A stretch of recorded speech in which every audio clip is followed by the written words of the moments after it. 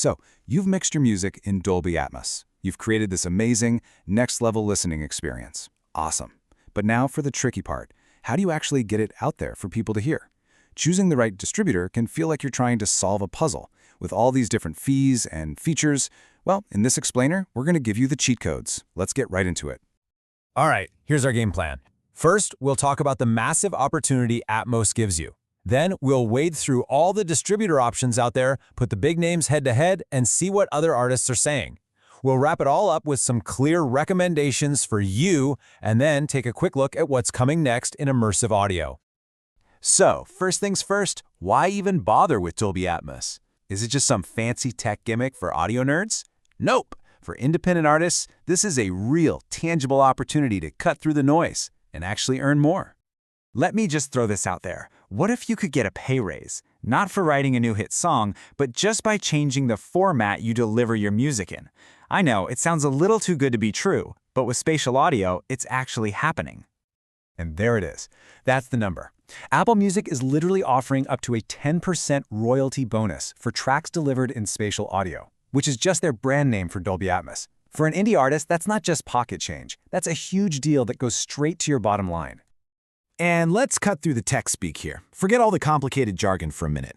All Atmos really means is your music isn't stuck in just left and right speakers anymore. You can literally play sounds anywhere around the listener, creating this incredible 3D world for them to step into. Okay, so you're sold on it. You've spent hours, maybe days, getting that Atmos mix just right, and it sounds incredible. So, now what? The next step is getting it on the big platforms, like Apple Music and Tidal, and that's where things can get a little messy. And this right here shows you the problem perfectly. It's not that you don't have options, it's that you have too many options. We're talking over 25 different distributors that are now in the Atmos game, and every single one has different prices, different features, and different fine print. Our job here is to help you cut through all that noise. So to make sense of all this, we gotta break it down. Instead of getting lost in the marketing fluff and the tiny details, we're gonna focus on what actually matters for you. Your music and your money. We're going to judge the main players on these three big things. First up, cost. How much is this going to set you back? Are we talking a yearly fee, or are they going to charge you for every single Atmos track you upload? Second, royalties. Do you get to keep 100%, or is the distributor taking a slice? And third, reach. Where does your music actually end up, and what kind of tools do you get for social media like TikTok and Instagram? All right, let's kick things off with a name pretty much everyone knows, DistroKid. They're famous for being super simple and fast. And yeah, you keep 100% of your royalties, which is great. But here's the catch for Atmos, and it's a pretty steep one. You're looking at a nearly $27 add-on fee for every single track. You'd need a ton of streams just to break even on that. And hey, you don't have to take my word for it. This comment from a Reddit user just nails the whole DistroKid dilemma. The convenience is awesome, no doubt. But for an independent artist, that per track cost can feel like a total gut punch. Next up, we've got Symphonic. Now, they're aimed a little more at the pros, serious artists and small labels. The per-track cost is kind of similar to DistroKid, but their big selling point is their professional-level analytics. We're talking deep data that can show you where your fans are, what playlists are working, all the good stuff. That data is gold. Just be aware that some plans might take a slice of your royalties. And now for something completely different. AvidPlay, from the same folks who make Pro Tools, flips the whole model on its head. They offer unlimited Atmos uploads for just one annual fee of around $50. If you're putting out music all the time, this is a financial game changer. Plus, if you're already in the Pro Tools world, the integration is a huge bonus. Okay, the official websites are one thing, with all their shiny promises. But what are actual artists saying? What's the real-world experience like? Let's dig into what the community is saying on places like Reddit and X to get the real story. And when you sift through all the chatter, a pretty clear picture starts to form. Symphonic consistently gets top marks, with artists loving its reliability and professional tools. TuneCore is right up there too, getting a lot of praise. And DistroKid, well, its rating kind of shows that love-hate thing people have with it. It's super easy, but man, those costs can really sting. This really boils it down to the core decision you have to make, right? On one side, you have a service like Rebeat, which, get this, offers Atmos distribution for free with its basic plans. unbeatable price.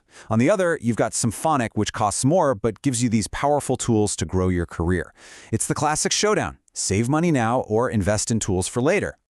And this quote right here from an artist on X just says it all. For an independent musician who's just starting out or on a tight budget, free isn't just a nice little perk, it's a total game changer.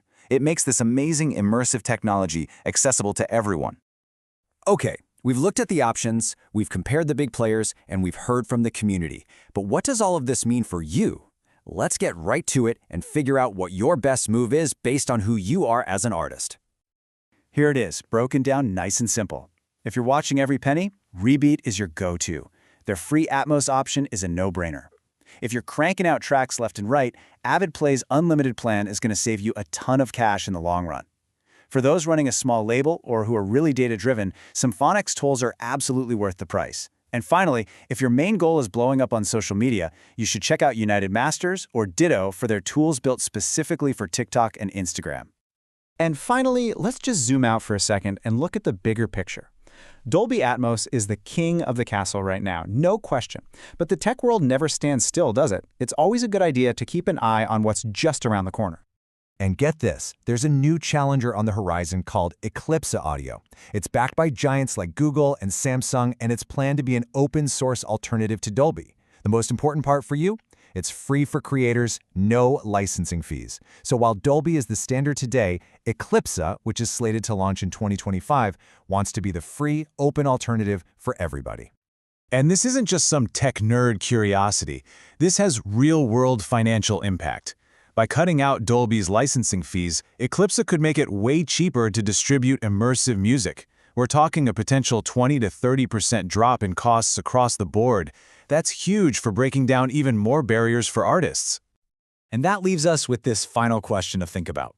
We started this whole thing talking about a 10% bonus, right? Kind of a reward for being an early adopter. But as new open technologies like Eclipse start to pop up, are we heading toward a future where creating these incredible soundscapes isn't a premium feature, but just the way it's done for every single artist? The future of sound is going to be really, really exciting to watch.